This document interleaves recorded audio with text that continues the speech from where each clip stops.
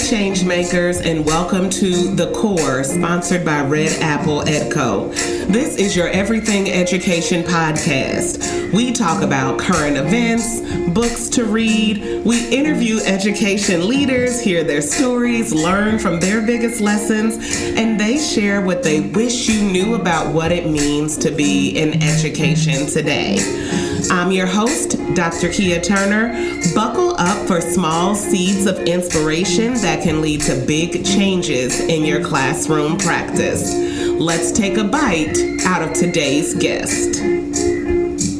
Hi, everybody. I am here to conclude my North Louisiana series with the one and only Educator Alexander.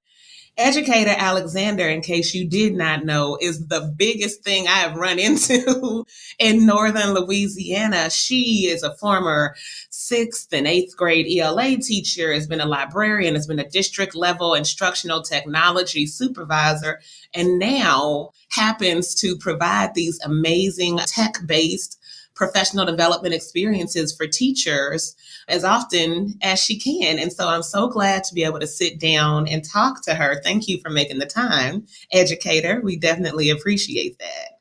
Thank you. Okay, thank you.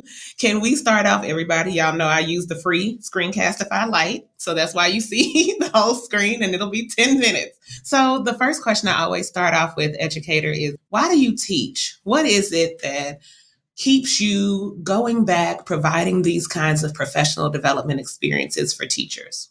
Well, it all goes back to my experience. I know when I was in the classroom, sometimes it's hard to actually get PD that you want. Amen. You're sent to stuff and people kind of force things on you, and it may not be actually what you need, because most teachers know where you're weak. I know when I was in the classroom, one of my weakest things was differentiation. How do you really do it? And I knew I was weak in that area, but because I had good classroom management, good scores, and all this other stuff, no one paid attention to me, kind of. So I know that sometimes it's hard to get the PD that you actually need and that you actually want. So that's where my passion is driven from, actually getting teachers what they want, showing them a different way to do what they may already be doing, or a better way to do what they really want to do, and just providing those opportunities for them to actually learn what they want to learn and just be better. Your motivation is the teachers kind of like you were, and certainly like I was, who are doing well. They're not going down in flames. And so as a result, they're not being listened to as far as the things they could use to continue to develop their own practice. Or maybe not listened to, maybe it's just not a consideration. It's like the kids are doing okay with you, you're doing okay, so you must be fine. Exactly. I want to reach those teachers who are going down in flames too. Yeah. Those too, but also the ones who may not speak up for themselves as much as they should. And that's a skill that you learn throughout the years. My first couple of years, I didn't speak up for myself, as much as I should have. So just giving teachers the skills that they need to be motivated to speak up for themselves, because the more they speak up for themselves, the more they're speaking up for their students. You better. Yeah. A lot of people are like, well, why are you concentrating on teachers? It's all about the students. Teachers feed the students. So the more they grow, the more their students are going to grow. Absolutely. I appreciate that. And that's really good insight. So then the second question is, what is one trend you're seeing in education right now that excites you? Like, what do you see going on in the education space? And you're like, yes, I'm so happy to see this going on. Honestly, I think the one thing I get really, really excited about is because it's kind of my life passion right now, is teachers becoming leaders. Yes, me too. You know what, sweetie? Not that I don't like what I'm doing, not that I don't love my students, not any of that, but I also want to be a leader.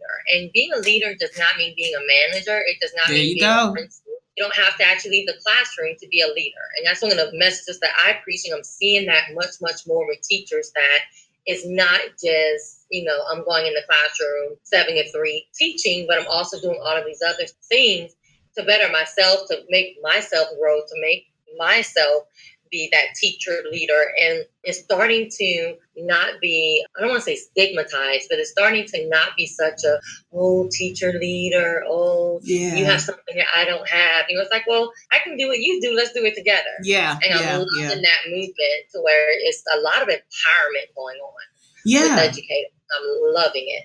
I would agree. And I would say that social media in particular is one thing that teachers are really using to connect with one another, to sort of push their own thinking outside of even what may be available in their area.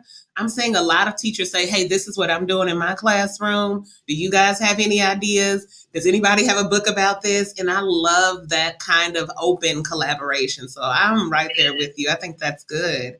Can you tell me, for number 3, what's one resource you think every educator should know about?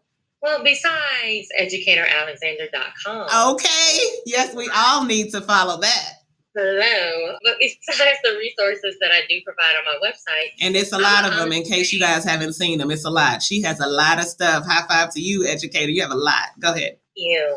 Besides that, I know I do a lot with Google. It's because I believe in it. So honestly, just the Google G Suite, just the amount of things you can do through Google. You know, a lot of people, they know Google Drive, Google Classroom. Yeah. There's so many more things in the G Suite that you can work with, and that will just make your life easier, your students' life easier, communication easier. Mm-hmm. It's just a lot. So I think it's such a comprehensive tool that is free for educators. It's a game changer. It changes the way we do things. It's amazing.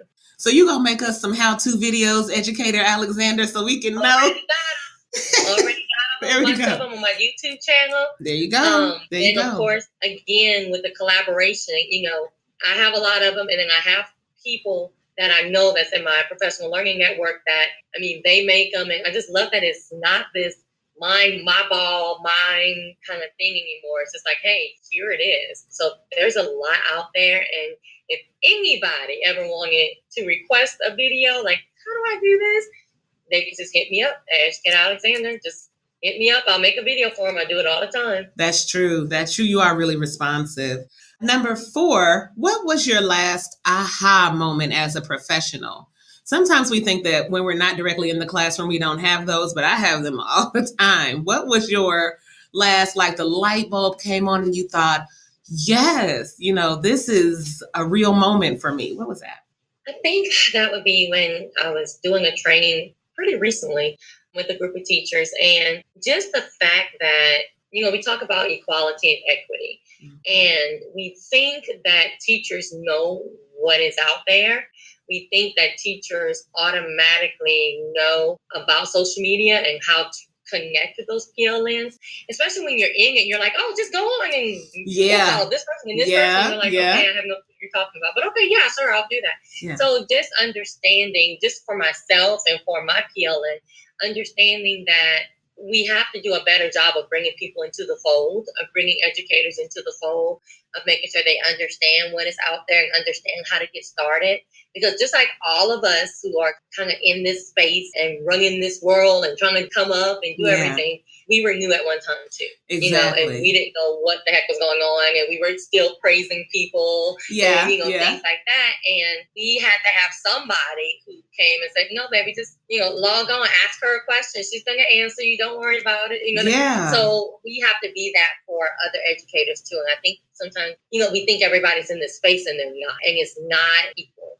There's not equity everywhere with resources for teachers. Mm-hmm. So that aha moment came of, you know what, we have to do a better job. Even though we're coming up and we see it and it's a trend, we still have to do a better job of reaching those teachers who are not here yet.